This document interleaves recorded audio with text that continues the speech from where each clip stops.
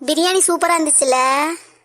ஆமாண்டி, அதுவும் அந்த பூவர்க்கையில அழுக வச்சு சாப்பிட்டது ரொம்ப சூப்பரா இருந்துச்சு. ஐத்தியம் அவ லூசு மாதிரி அவளை பத்தியே பேசிட்டு இருக்கா. அவ ஸ்ரேயாவுக்கு எதிரியா இல்ல இவளுக்கு எதிரியா? உனக்கு எப்படி சூர்யா தெரியும் அந்த வாணி ராணி தான் எடுத்தாங்கன்னு? அம்மா, நான் என் கண்ணால பார்த்தோமா, டேபிள்ல பானை இருந்துச்சு, எடுத்துட்டு போனாங்க 2 பேரும்.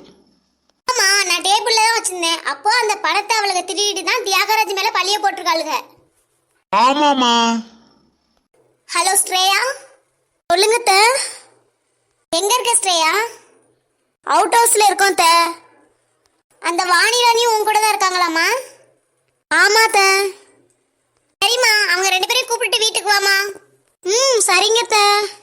ஏய் வாணி ராணி, வாங்கடி போவோம். இன்னும் கொஞ்ச நேரம் இருந்துட்டு போவோம் ஸ்ரேயா. இல்லடி, அத்தை உங்களை அழைச்சிட்டு வர சொன்னாங்கடி. என்னது? அழைச்சிட்டு வர சொன்னாங்களா?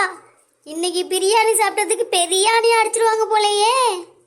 ஏ வாணி, நம்ம உண்மையை சொன்னோம்ல, அதுக்கு ட்ரீட் வைக்க போறாங்கன்னு நினைக்கிறேன்டி.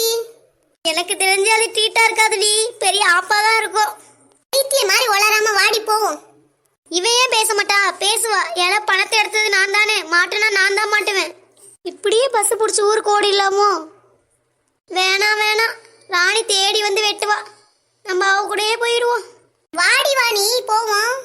அப்ப தேடி தேடி போய் வச்சுக்கிறவ இவ ஒருத்தியா தான் இருப்பா போல. வரேன்டி. என்ன திவ்யா, அம்மாவையும் அப்பாவையும் காணும், இன்னும் வரல? அதான் எனக்கும் தெரியல. அம்மா, அப்பா. என்னப்பா, நகையை வித்து பணத்தை வாங்கிட்டீங்களாப்பா? இல்லம்மா, நகையை விக்கலமா. ஏப்பா?